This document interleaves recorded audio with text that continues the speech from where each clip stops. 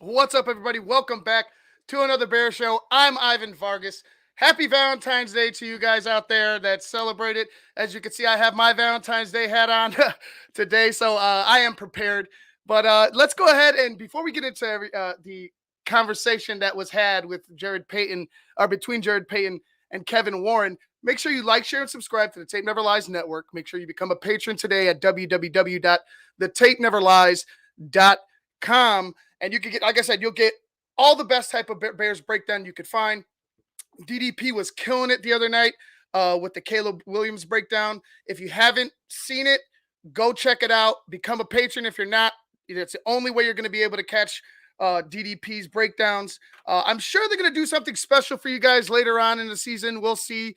But as for now, the best way to get it, the best Bears content on the planet is to become a patron at www.thetapeneverlies.com. All right, Kevin Warren had a conversation with Jared Payton over the weekend during the Super Bowl in Vegas, and there's been a lot of people really honing in on a certain quarterback that he was discussing with Jared. That's Justin Fields. A lot of praise, a lot of good things that were coming from Kevin Warren about Justin Fields. That's all fine and dandy. Like I'm okay with not, first of all, he's on your roster for right now. Second, you're in potential trade talks for him. So putting him down, bashing him, doing, saying anything negative probably won't fare well for you. So that's another thing. But thirdly, it's like, they've had a relationship for a long time, Kevin Warren and Justin Fields. You would think that he has some type of admiration, some type of, father son or uncle nephew type of relationship with Justin. It's just something that it is. It's nothing that you need to totally put all your weight on. It's nothing that you should buy into totally. He just said something nice and kind about the young player who he's had a relationship with for years now. And that's just it. It's not Kevin Warren with his stamp of approval saying, hey, you know what? This is going to be our quarterback for next year. Because if you pay attention to the context and you pay attention to the very next question, they really get into talking about whose decision it really is. So without further ado, let's just jump into the interview. There are about 7 minutes removed from the beginning of the interview, which is all talking about the stadium and Arlington Heights and potential, moves there. If you want to listen to that, please, by all means, go back and do it. Right here, I just wanted to get to the football stuff, so that's what we're going to do. Without further ado, here's Kevin Warren and Jared Payton, courtesy of WGN, talking about the Chicago Bears. I want to talk about a little bit about what happened on the field this year.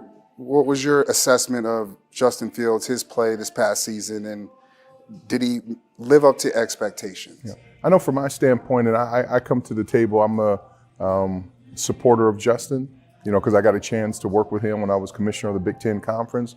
He is incredibly talented. He is smart. He works hard, and he wants to be a great NFL football player. And so now he just needs to make sure that he has the support around him. He's working hard. And then I would love to see him, this offseason, make sure he's totally healthy going into the season next year. This is a difficult game. And if you think about professional sports, but let's talk about professional football, it's an incredibly difficult game. And then when you think about the quarterback position, it is difficult. And so, and it's, Justin has a rare combination of intelligence, of size, of strength, and speed. You forget how big of a man he is until you're up on him. He's not a small man. And so I just think every year he's going to continually get better. So I'm glad he's on the Chicago Bears. I also think about Ryan's big decision to make, the whole. Say that again. I want to replay it again, but I don't want to mess up the spot that we're on. Jared with what is Ryan's decision? Ryan has a big decision. Ryan's decision is who's going to be on the roster next season. Kevin may have a say, and Kevin will talk about it later on, the relationship between the two.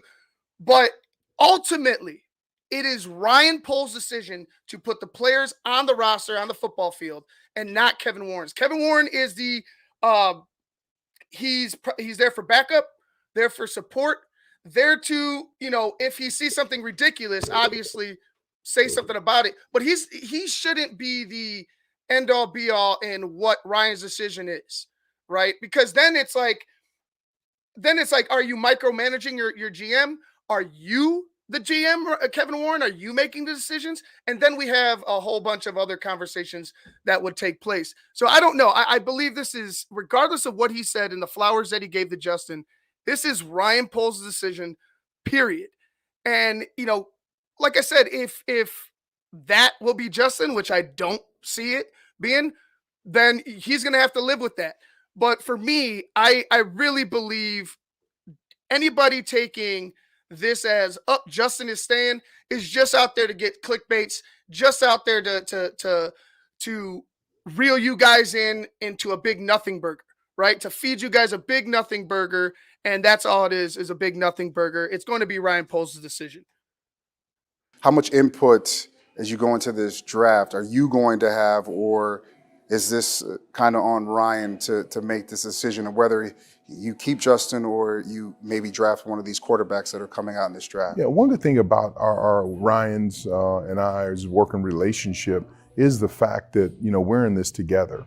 And I know he's spending every single day thinking about not only that decision, but who to draft at number 9 and our current roster, what we're going to do in free agency, what are we doing from a contract negotiation standpoint. I'm sure he's already starting to play out the draft in his mind. And so, we'll work together, but I have great trust, obviously, in Ryan and our, Ian Cunningham and all of our scouts. But this is that crucial time, and they've already been grinding away on it to be able to come together. So I look forward to, going to the combine here later this month and then getting the chance to spend some time together because we're in a very, very unique space and time in the Bears. I mean, you think the draft that Ryan made, last year to get DJ Moore and turn that pick into drafting Darnell Wright and then Stevenson, and to get, those young guys a chance to play and then trade for Montez, Sweat, and then not only trade for him, but then extend him. And so if we can replicate, back-to-back years to really be smart about how we handle our draft capital this year, it could be a really special time for the Chicago Bears. You look at the 85 Bears, how many individuals? You could say whatever you want here, Revy Kid. I mean, will we agree with it? That's neither here nor there. But say what you want to say. If it's interesting, we might talk about it. Individuals in one draft, came out of that draft of all those starters. And so I'm very cognizant and conscientious that I need to be there to work hand in hand with Ryan, be supportive, kind of challenge a thought process, but to make sure that we come out of this draft and this free agent this summer, going into the year, a much better football team. In the summer, got a chance to talk with. And actually, real quick, I wanted to get back to Frank's comment. I'm not bothered at all about what KW said. He is a businessman and played up to the trade value like he is supposed to do. What did people expect him to say? JF fucking sucks, and we have a real quarterback in the draft. That's right. It's right. You have to be very cautious about how you say things, how you do things, how you move, right? Everybody's looking for a weakness. Everybody's looking for a chink in the armor. They're looking for a tell from the Bears on what they're going to do and the decisions they made or they make, so they can go ahead and try to manipulate that for the best, for themselves. So for me, there's no other way Kevin Warren can, color Justin Fields as a great young player who has immense talent, who's big and physical, who, has a lot of potential and, is very exciting, which are all true things about Justin. But the consistency of Justin's quarterback play is the problem. And that's been the problem and the question since he came out of college. Is the quarterback play going to be well enough for him to be the guy? I guess we're talking about who can lead the Bears to the Super Bowl, who can defeat, Pat Mahomes, who can defeat, if he's there, Lamar Jackson or whoever in the AFC, probably most likely Mahomes, but whoever on the AFC, because they have a litany of good quarterbacks over there. Can that quarterback, can this quarterback, Justin or Caleb, beat one of those guys? Right now, Justin has not shown us that. Period. There's been plenty of people pointing to the list of quarterbacks that the Bears have defeated, the list of quarterbacks that the Bears haven't defeated underneath Justin Fields, and it's not good.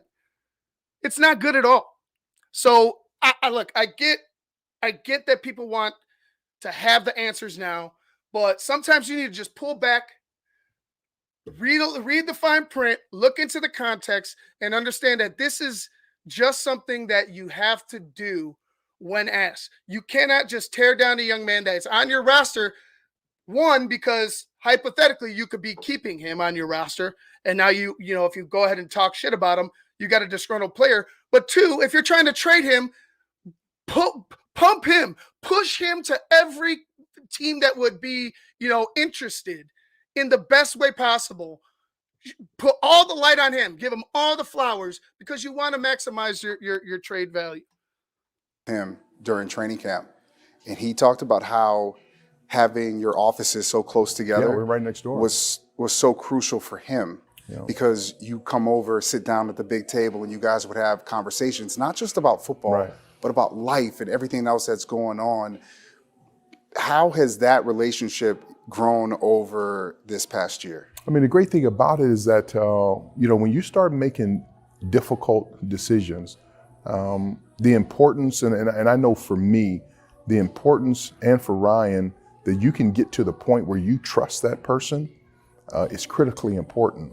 And I know just from my career, this is all predicated upon trust. We know, he has talent. He's a good thinker. He's been with the Chiefs. He's won a Super Bowl. So he knows what it looks like. I know what it looks like from my time in the NFL, especially winning a Super Bowl with the Rams. But the biggest thing is how quickly could we get to that level of trust? Also, somebody get me the playlist that they're playing in this foyer. They got some good songs playing in the background for Kevin Warren. Somebody get me the Kevin Warren interview playlist, please. Somebody look it up. What we say to each other, and the way you develop trust is time. It's time on task. And so he and I, we made a commitment early on that we were going to really work on our relationship. And it's great having another male. Both of us are type A personalities, but to be able to know that I know what I tell him, I'm telling it for the right reason. I know what he tells me, the same thing. But when we communicate, it's for the right reasons. And it almost has developed into like the feeling you have about a family member. That I know when a sibling, I know when my parents, when they were alive, when they would tell me something, it wasn't for selfish reasons. It was really based upon the facts, and they wanted the best, for me. And so when I go into the office every day and I look at Ryan and have that relationship to be able to communicate, it is truly a blessing. And I'm excited to say that this shows that two alpha males can work together. But if you develop trust, you're sincere with each other, that you can have a special relationship that can last for a very long time. And that relationship part, I kind of want to touch on a bit. We talked about two alpha males having a relationship, working well together. There needs to be an understanding of what job or who has what job and what is your responsibility in that sort of relationship, especially with two, like you said, alpha men who are, want to have their opinions heard, want to, have some type of say in the goings on of the business that they're in.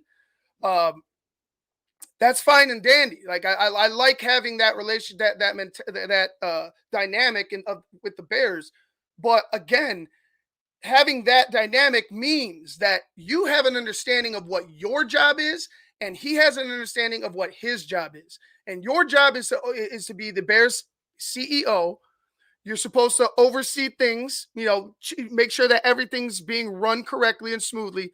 But you're supposed to allow the job of the GM and the coaches. You're supposed to allow them to do their jobs. And I believe that's what the dynamic is. I don't believe, that, one way or the other, whatever Kevin Warren says about Justin here or any time else up until the draft means anything until we see it done. If it's, hey, we're going to trade out and keep Justin, all right, now we get, now we could go ahead and feel comfortable, or not comfortable, but feel, all right, what are we going to do? How are we getting Justin better? Yada, yada, yada. For me, I don't want to go that route, but if it's that, that's where you would go. If it's, you know, Caleb Williams, well, then you're on the right track. There's no reason to show your hand right here, right now on, what is it, February 14th, when the draft is at the end of April. It's just, it doesn't make sense.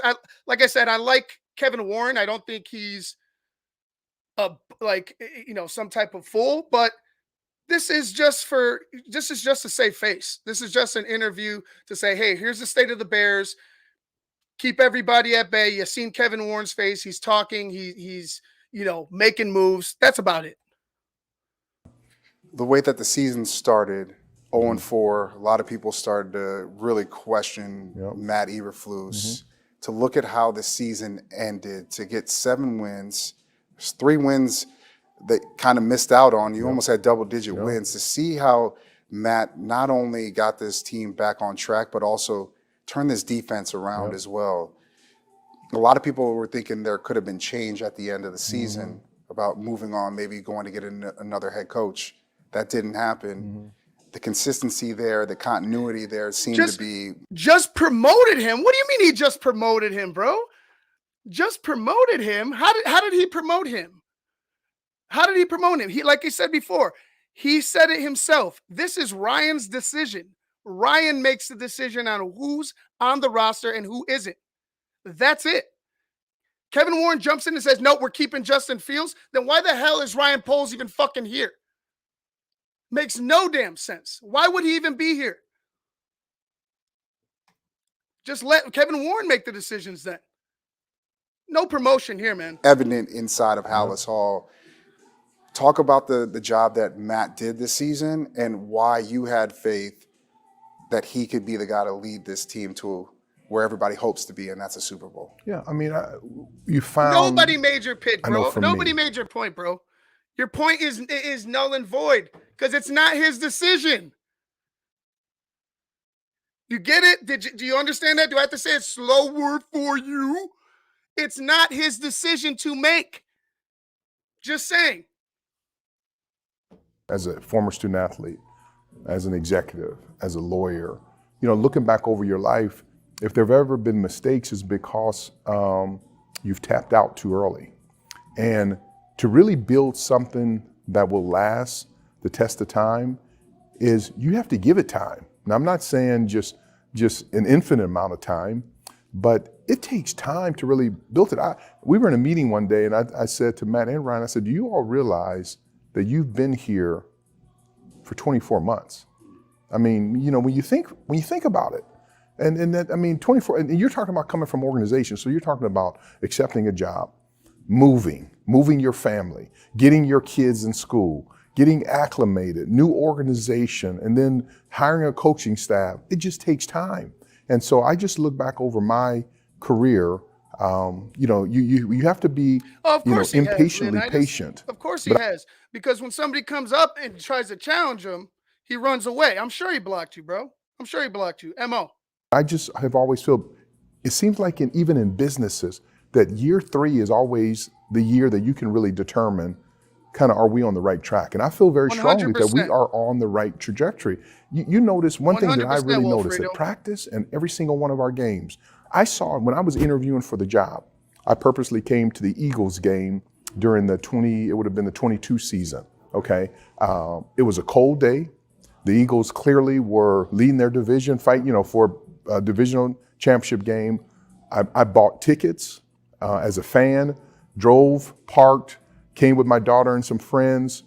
And one of the things that struck me was the Chicago Bears, they battled to the very end. They didn't quit. Brian, I have never said Justin Fields is bad.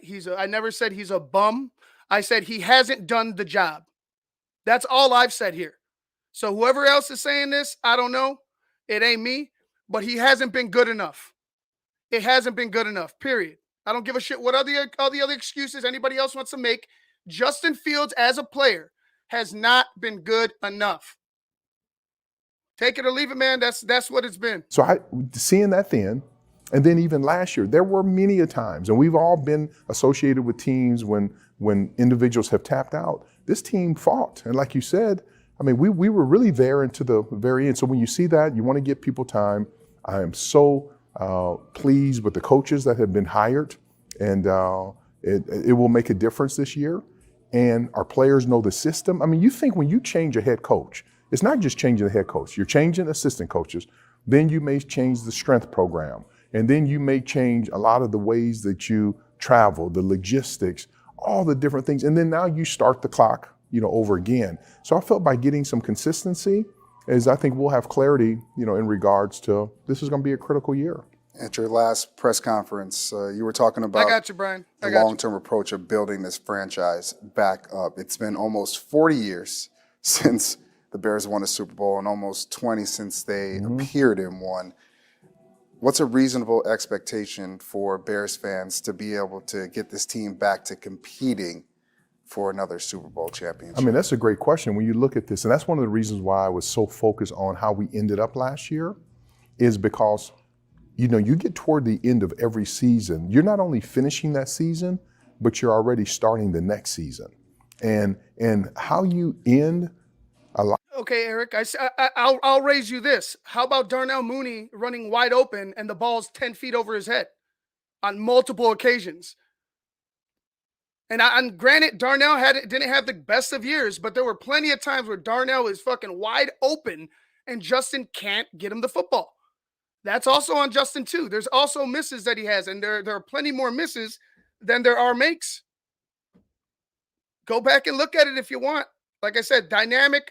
He has all the talent and potential, but it's not been good enough. A lot of times will positively impact how you start. And we have momentum, the way we ended last year coming into the off season. So I'm pleased with where we are. All you have to do is look around the league that there have been teams, I lived it, we went from worst to first. I mean, we won 4 games, 4-12, and then go 16-3. But you look at the run Detroit have, and I'm convinced that run Detroit had this year really started in Green Bay, winning that game and then carrying it, over. And so one of the good things that I love coming to the Super Bowl every year is come Sunday night, all 32 teams in the NFL are going to be all 0-0. Okay, it's not like you can carry over wins. It's no teams are going to start next season and have 3 wins already before we start the season. We're all 0-0. So I think it comes down to us as an organization, from ownership to everyone in our organization. Do we believe we're champions? Are we willing to put in the work to be a champion? Are we focused on being a champion? And are we put our mind toward that it's time for us to not only get to a Super Bowl, but to win a Super Bowl? And so as of Sunday night, we're all 0-0, and teams have proven it. Like I said, I lived it. So for me, I go into every year, not just in lip service, but truly expecting that it can happen. We went from 4 wins to 16 wins, that it can happen. And so I feel very good coming in this season that we got to stay healthy. We got to make some great decisions in the draft and free agency. We need our veterans to step up. We need everyone to take another step. I'm grateful that our young players played a lot last year. And then we need to stay close as an organization, keep working hard, and then have some good bounces next year. And we'll see where things go. But I feel like if you ask yourself, are the Chicago Bears on an upwards trajectory, you'd have to say the way we ended, the decisions we made in off seasons, the decision we made last year, and so long as we have a really good draft and free agency, I think we'll be going into the fall next year, as a team that will really have a chance to have a great season. And I'm looking forward to it. That was Kevin Warren, courtesy of WGN TV, interview with Jared Payton, Chicago's own son of Walter Payton. Like I said, someone said it earlier in the chat. It's a total fluff piece. Walfrido, total fluff piece. What do you expect him to say right here, right now, that would be concrete? I mean, other than the stadium deal, if he came out and was like, "Hey, man, we got the stadium's going to be rolling here," I would believe him more than I believe, anything about him keeping Justin Fields because of what he said in this interview. I don't know how else I could say it. I could see Kevin Warren, continuing to talk well about Justin. I don't see a reason why he needs to be like, well, you know what? This, and he could have done this, he could have done. He's going to continue to raise the man up regardless, because that's who Kevin Warren is. He's a good dude like that. He's not going to put you down. But do you take that as gospel? For me, in this business where things change on a turn of a dime, no. Ivan, why are Justin fans blind? I don't think it's that they're blind. I think it's that Chicago Bears fans, and trust me, I was a part of the contingent that didn't want to understand or didn't want to believe that this failed, right, with Justin, because of the draft night, because of all the expectations, QB1, how good of a dude he is, how well his teammates like him. But then I keep seeing the losses, and I keep seeing the flaws, and I keep seeing the frustration, and I'm like, all right, Luke Getsy obviously has some accountability, but Justin has equal accountability. So that maybe 50-50. Justin needed to take a step, and we didn't see it. We could talk about the offense. We could talk about, like I said, the OC, but it was a 50-50 deal with Getsy and Fields on how poorly the execution of the offense was. You saw some flashes, like I said. You saw first half in Denver. You saw first half in Detroit. You saw one whole game with Washington. But, after that, you get a win against Minnesota, that very ugly win. You get a win against the Raiders, who weren't very good. I'll take the wins in the NFL. But with a team like this, if you're banking on, hey man, I'm gonna hold this win up. We beat the Raiders, and this is it. This is the stepping point. I think your head's in the clouds. Ivan, if you're selling something, you're not going to list its flaws. Warren's, Poles, Eberflus, etc. aren't going to badmouth JF1 if they're planning to trade him. That's correct. Absolutely correct. We've been saying that. We've been saying that throughout the show. But anyway, guys, I just wanted to go ahead and give you the opportunity to see the interview somewhat in its entirety, mainly the football talk from Kevin Warren, the Justin Fields praise, which, like I said, is fine. But if you're trying to trade a guy this offseason, putting him down probably isn't the best idea, as Bullets said right here. So regardless of that, guys, I'm glad you showed up today. I just wanted to pop up here and give you guys something to think and talk about, because I've been seeing just too many, like I said, clickbaity things where it's like, oh yeah, this is it. This is it. We're keeping Justin Fields because Kevin Warren said, yeah, he's a good guy. He's a good athlete. I'm happy he's here. Okay. Like, that's fine. I'm happy too. Like, I'm happy that he's a good guy. I'm glad that he played for the team. But if he's not working out, he's got to go. He's got to go. And they're not going to let you know that up until the draft comes. So, I mean, buckle up, guys. You're going to keep seeing this. You're going to keep seeing all these things. In the end, it's going to be Ryan Poles' decision to bring whoever he wants on the roster. It won't be because of some fluff interview during Super Bowl week just to show face. That's pretty much what it was. Anyway, guys, I'm Ivan Vargas. Thank you for showing up today. Make sure you like, share, and subscribe to the Tape Never Lies Network. Make sure you become a patron today. If you haven't checked it out, go check it out. Chapter 2, the junior film, DDP breaking down Caleb Williams over on the Patreon channel. In order to get it, become a patron today. It's the best $7 you can spend. All right, guys, that's enough for me. I'm done boring you. I'm going to get out of here, get ready for work. Hopefully you guys have a good day. Peace.